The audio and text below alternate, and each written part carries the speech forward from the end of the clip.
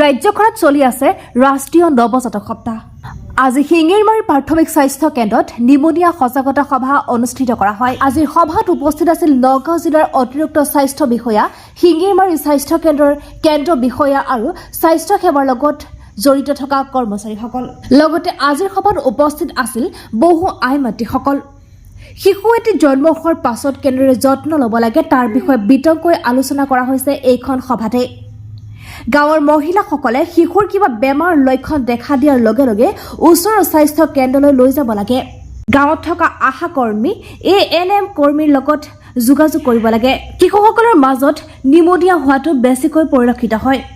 শিশুসকলৰ ঠাণ্ডা লগাব নালাগে আৰু পৰিষ্কাৰ পৰিচ্ছন্নতাৰে পৰিৱেশিত কৰিব লাগে। কেঁচুৰ স্পৰ্শ কৰাৰ আগতে হাতখন ভালকৈ গৰম পানী বা চাবোনেৰে ধুই ল'ব লাগে।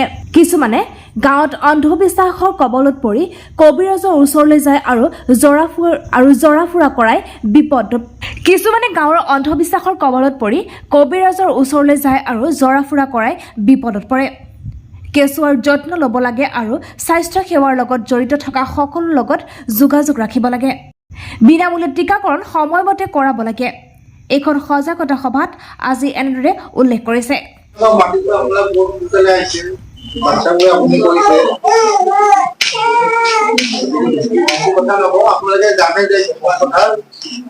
ঠাণ্ডা দিন আহিছে ন, আপোনালোকৰ বাচ্চাটো মানে কি হয়, গা ধুৱাই মালিচ কৰি থাকে,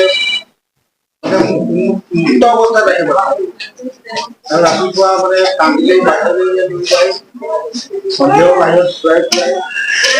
ঠাণ্ডা দিন আহিছে, এতিয়া আমাৰ চবেই জানে যে আমাৰ যে তুমুল ইমান পৰে, ঠাণ্ডা যিমান আহিব বেমাৰটো বৃদ্ধি কৰিব পাৰে।